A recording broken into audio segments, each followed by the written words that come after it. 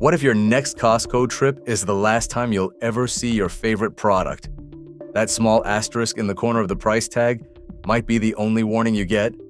Millions of shoppers walked into Costco this year expecting their usual haul, only to find empty shelves where trusted products used to sit. No announcements, no last chance signs, just gone. And the items vanishing aren't random clearance mistakes. They're products that families have relied on for years, maybe decades. From the chocolate chips that made your holiday cookies taste perfect to the laundry detergent that's been cleaning your family's clothes since your kids were babies, Costco is quietly pulling the plug on some of its most beloved items. What's happening behind those warehouse walls will change how you shop forever. This isn't just about losing a few products here and there. It's about watching the entire Costco experience transform into something colder, more corporate, more focused on margins than on the simple reliability that built the brand's massive following in the first place. There's a secret language hidden on every Costco price tag that most shoppers walk right past. Veteran members call it the Death Star, a tiny asterisk printed in the corner that signals doom for whatever product sits below it. When that symbol appears, it means Costco has already made the decision. Once current inventory sells out, that item gets deleted from the system permanently. No reorders, no second chances. The warehouse won't even acknowledge it existed. This isn't speculation or internet rumors. Costco employees have confirmed that pending delete status triggers the asterisk, and once it's there, the countdown begins. Some products disappear within days, others linger for a week or two while panicked shoppers clear shelves. The price ending tells you even more. If it ends in 0.97 or 00, Costco is actively trying to dump remaining stock at a markdown. But here's what makes this system so brutal. There's zero advance notice for customers. You could buy your favorite snack every month for 10 years, then show up one Tuesday to find nothing but dust where it used to be. That silence leaves shoppers feeling blindsided and, honestly, a little betrayed. Members have reported seeing asterisks appear on products without any warning whatsoever. One shopper described the experience as walking into the refrigerated section and feeling a sense of genuine panic when she spotted that tiny symbol on 3 different items she'd been buying for years. The system has been in place for decades, but longtime members swear they've never seen it used this aggressively before. It's as if management has decided to accelerate the purge, moving through inventory with less regard for customer attachment to specific brands. For anyone who's ever baked cookies with their kids or whipped up a batch of brownies for a neighborhood party, Kirkland's signature chocolate chips weren't just an ingredient. They were a kitchen essential that showed up in carts without a second thought. The red and blue bags sat in pantries across America, ready for whatever baking mood struck. These chips melted perfectly, held their shape in cookies, and carried that rich cocoa depth that made homemade treats taste almost professional. Most importantly, they cost roughly half what you'd pay for Ghirardelli or Nestle at regular grocery stores. Think about that for a moment. For years, Costco offered a quality product at a price point that made it genuinely impossible to choose anything else. You weren't paying a premium for the Kirkland name. You were getting better value, as that's the promise that kept people coming back. Then the asterisk appeared. Management later confirmed what bakers feared most. Cocoa prices had surged over 200% in a single year, and Costco couldn't maintain the value proposition that made Kirkland chips worth buying. When the price you'd have to charge matches or exceeds national brands, the whole point disappears. Members reacted like they were watching a friend move away. Social media filled with photos of people hoarding 5, 10, even 20 bags to freeze at home. Some stockpiled so much that they're still using their frozen supply months later. A Change.org petition gathered thousands of signatures begging Costco to reverse course. The petition included stories from grandmothers who'd used those chips to bake with grandkids every holiday season, from small bakeries that relied on Kirkland chips as their primary ingredient, from teachers who made classroom treats. None of it worked. The chocolate chip aisle now stocks only Nestle, and shoppers report that baking just feels different. Something about knowing Costco chose not to fight for that product stings more than the actual flavor change. The baking community still mourns this loss on Reddit and Facebook regularly. People share their frozen stash photos like rare collectibles. Some even joke about the potential resale value years from now. Plant-based shoppers got blindsided this year when Kirkland's signature soy milk started vanishing from refrigerators across the country. This wasn't some niche alternative that only hardcore vegans bought. Families dealing with lactose intolerance, parents trying to give kids healthier options. and coffee lovers who preferred a lighter splash in their morning cup all relied on those simple white and red cartons. The flavor hit that perfect balance between nutty and creamy without the artificial sweetness that ruins so many dairy alternatives, and the price point made it almost irresponsible not to buy. For a family buying milk multiple times per week, the savings added up to hundreds of dollars annually. When shelves went bare, members assumed temporary supply issues. Then someone emailed Costco directly and posted the response online. Discontinued due to slow sales. That explanation sparked immediate pushback. How could sales be slow when people were driving to 3, 4, 5 different warehouse locations desperately hunting down remaining cartons? Shoppers in Facebook groups coordinated across state lines, asking friends and family to check their local Costcos and ship whatever they found. One woman posted that she drove 45 minutes to a different city to grab 8 cartons. Others shared stories of calling Costco warehouses daily, asking if shipments had arrived. Costco suggested a branded replacement might rotate in later.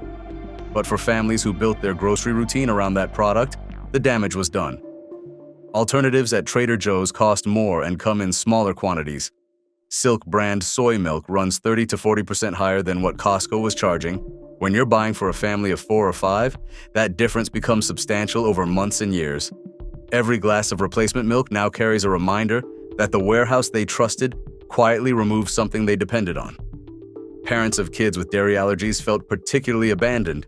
They'd relied on Costco's pricing and consistent supply to make plant-based options actually affordable. Now they're back to paying premium prices at regular grocery stores or making tough financial choices about what their kids drink. Anyone who's eaten at the Costco food court carries specific flavor memories tied to that experience. The $1.50 hot dog combo hasn't budged in price for decades, making it one of the last true food deals in America. That price freeze has become almost legendary. Costco's founder promised he'd never raise the price, and the company has kept that promise even as inflation has decimated every other food price in existence. But what filled that cup next to your hot dog mattered deeply to millions of members. For over a decade, Pepsi products flowed from those fountain machines. The blue-labeled cup became so iconic that some shoppers joked they could taste the difference between Costco Pepsi and regular Pepsi. Pepsi wasn't just a beverage choice, it was part of the Costco identity. Walk into any warehouse across the country, and you'd see those blue cups in customer hands. Then in January 2025, executives announced the switch. By August, every food court in America had completed the transition to Coca-Cola. The stated reason involved distribution efficiency and supplier reliability. Coke's network can handle Costco's massive scale more consistently. The financial logic is sound from a pure business standpoint, but longtime members felt something more personal slip away. That specific combination of hot dog, Pepsi, and cheap pizza defined weekend shopping trips for entire generations. Parents brought their kids to the food court for Pepsi and pizza. Grandparents treated grandchildren to that same meal. It became a tradition. Now the cup is red instead of blue, and while the price stayed frozen at $1.50, plenty of people swear the whole experience tastes different. Some hardcore Pepsi fans even started bringing their own beverages to pair with their hot dogs, making a statement about the change. The food court took other hits too. Churros got pulled in early 2024 after years of inconsistent quality following their pandemic-era recipe change. The twisted version that replaced the classic straight churro never quite matched what people remembered. A giant chocolate chip cookie now occupies that menu slot. And while new items like the combo calzone and turkey provolone sandwich have arrived, each change chips away at the familiar ritual that made the food court feel like Costco's soul. The emotional weight of these changes cannot be overstated. For many people, the food court represented stability in an unstable world. You could depend on the same meal at the same price every single time. That predictability is vanishing. Home cooks who care about finishing touches know Malden's salt by reputation alone. Those distinctive pyramid-shaped flakes look almost architectural, crunching with a clean saltiness that transforms any dish from good to restaurant-worthy. A sprinkle on a perfectly seared steak, a few crystals over dark chocolate brownies, or a pinch across a fresh salad completely changes what you're eating. Professional chefs have used Malden for decades. It's considered essential in fine dining. The way the salt dissolves on your tongue, The mineral complexity, the clean finish. It's different from regular table salt or even other sea salts. The problem is that Malden has always carried premium pricing. At specialty stores, and a small box runs anywhere from $12 to $18. Costco broke that barrier by stocking large tubs at around $7. One container lasted months, maybe a full year for lighter users. Chefs and home cooks alike quietly celebrated this backdoor access to gourmet finishing salt at warehouse prices. It was one of those almost too good to be true discoveries that made Costco membership feel genuinely worthwhile. Then stores across the Northeast confirmed no more shipments were coming. Staff couldn't say whether it would ever return. The immediate aftermath played out predictably. People who'd bought casually suddenly scrambled to find remaining stock.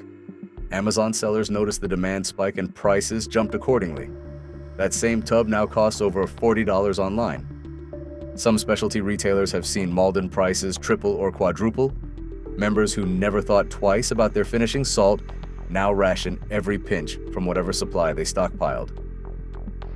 One chef posted on social media that she's been using the same box of Malden for the entire year, adding just a few grains to her most important dishes and skipping it altogether on casual meals. The broader lesson hit harder than the specific product loss. When Costco decides an item doesn't fit its model anymore, there's no negotiation. The everyday luxury disappears overnight and shoppers either adapt or pay triple elsewhere. This represents a fundamental shift in how Costco views its relationship with members. Behind every Kirkland product sits a supplier relationship that most shoppers never think about. Kirkland Ultra Clean Laundry Detergent became a cart staple because it delivered exactly what families needed. Effective cleaning without harsh chemical smells, gentle enough for kids' clothes and sports uniforms, and a price that made buying the giant jug feel like winning a small lottery every month. Parents would stock up knowing they were getting months of laundry covered at a fraction of what they'd pay at Target or Walmart. What most members didn't know was that Henkel, the German chemical giant that also makes Persil, manufactured that detergent for Costco. The formulation traced back years through various mergers and acquisitions, but Henkel held the keys. Then Henkel announced plans to divest its entire North American retailer brands business. That corporate decision, made in boardrooms across the Atlantic, sealed the fate of a product millions of Americans considered irreplaceable. Shelves went empty. Employees confirmed no restocks were coming. Laundry experts on social media warned followers to grab whatever remained because the supplier simply no longer exists in that capacity. First, Quality Enterprises took over some parts of the former Henkel business, but whether Costco will develop a replacement formulation with them remains unclear. For now, shoppers who trusted that blue jug for years are experimenting with alternatives that cost more and perform differently. The betrayal feels sharper because the decision happened completely outside Costco's warehouse walls. Costco didn't choose to discontinue this product, the supplier yanked it away. But from the customer's perspective, Costco allowed it to happen. Costco had options to find alternatives or negotiate new supplier relationships, but apparently those conversations didn't lead anywhere. Members are left holding the bag, literally searching for something that works remotely, as well as Kirkland Ultra Clean at any price point. Some changes hit the wallet, others hit somewhere harder to measure. When Costco announced that 500 of its 600 stores would eliminate year-round book sections starting in January 2025, the financial logic was obvious. Books require hand stocking instead of forklift pallets. Unsold titles need weekly rotation. Amazon dominates online book sales, making warehouse competition nearly pointless. Books take up valuable square footage that clothes, electronics, or storage bins could fill more profitably. The math makes sense from a spreadsheet perspective. Remove books, add higher margin items, increase profit per square foot. Done. None of that reasoning makes the loss feel smaller. Members talked about discovering authors they loved by grabbing random novels at checkout. Parents found children's books that became bedtime favorites. Cookbooks ended up as anniversary gifts. The book section represented something Costco used to excel at, that serendipitous discovery of products you didn't know you needed. Walking past tables of discounted hardcovers created a moment of pause in the middle of giant shopping halls. That moment matters more than people realize. In a world where everything is algorithmic, everything is customized to your existing preferences, the book section was one of the few places where genuine surprise and discovery could still happen. You walked past something unexpected and thought, "Oh, I didn't know I wanted to read that." That experience now exists only during holiday seasons, if at all. The bakery department delivered its own quiet blow by ending the mix-and-match muffin policy. Families used to customize their packs, grabbing half blueberry and half chocolate chip to satisfy everyone's preferences. Kids could choose their favorite flavors without forcing a parent to buy 2 entire boxes. That flexibility was a small thing that actually mattered a lot. Now you buy an entire box of one flavor or nothing. Costco cited production efficiency, but the result forces families to either settle for flavors some members don't want or buy multiple boxes and waste leftovers. Both changes reflect the same trajectory. Costco is streamlining operations in ways that boost margins, but erase the small joys that made shopping there feel different from every other big box store. The muffin policy change particularly frustrated parents who felt like Costco was now forcing them into wasteful shopping habits. What all these vanishing products reveal goes beyond any single item. Costco built its reputation on a promise that felt almost radical for its time. Members pay for access, and in return, they get quality at prices no competitor can match. That model worked spectacularly for decades. The math was simple, members feel like they're winning. They come back, they tell friends. The membership base grows, Costco expands, but supply chains shifted dramatically, and ingredient costs exploded beyond what anyone predicted. Supplier relationships restructured and consolidated, and gradually the equation started breaking down for specific products that couldn't maintain value against national brands or justify their shelf space against higher margin alternatives. The Death Star asterisk has always existed, but longtime members report seeing it more frequently now than in previous years. Beauty products, household staples, specialty foods, and pantry basics are all catching those tiny symbols. The frequency of discontinuations has increased noticeably since late 2024. Beauty products that sold for years are gone. Vitamins disappear, snacks vanish. Each removal forces shoppers to make a choice: either find a replacement at Costco that doesn't quite match what you lost or pay more elsewhere for the original. Neither option feels like winning. The warehouse still helps millions of families save money on essentials. Nobody disputes that. But the recent acceleration of discontinuations has created a new shopping reality. Instead of assuming your favorite products will always be there, you need to watch for warning signs and stock up while you still can. That asterisk isn't decoration, it's a deadline. And once it passes, stories about how good something used to be are all that's left. Smart shoppers now approach their cart differently. They scan the entire warehouse for asterisks. They keep lists of their favorite products and check prices quarterly. They stockpile when items are stable, knowing discontinuation can strike without warning. The psychology behind these changes runs deeper than pure economics. When you shop at Costco, you're engaging in a form of trust. You trust that if you like something last month, it will be available next month. You trust that the brand isn't going to pull the rug out from under you. You trust that there's a long-term commitment between Costco and its members. That trust is being shattered product by product, week by week. The asterisks are appearing so frequently now that some members joke they need to take photos of their favorite items just in case they disappear. The relationship has shifted from mutual loyalty to what feels more transactional. Costco gets your membership fee. You get access to products that happen to be in stock today. There's no promise about tomorrow. This represents a fundamental departure from the brand's founding principles. Jim Sinegal and Jeff Brotman built Costco on the idea that long-term relationships matter more than short-term profits. They were willing to take lower margins to build loyalty. They kept the hot dog price frozen for 40 years. They stocked items based on member requests even if the margins weren't ideal. That philosophy is visibly eroding. The company is optimizing for efficiency in ways that prioritize quarterly earnings over member satisfaction. Social media has become the primary place where members share their grief and frustration over these discontinuations. Reddit communities dedicated to Costco swell with posts about missing products. Facebook groups coordinate to track down remaining inventory across state lines. TikTok videos feature people showing off their frozen hordes of discontinued items, like their rare collectibles. The emotional response is real and widespread. This isn't overreaction. People genuinely built their lives around the consistency and value that Costco provided. Now that's being dismantled item by item. What's particularly striking is that Costco isn't struggling financially. The company is enormously profitable.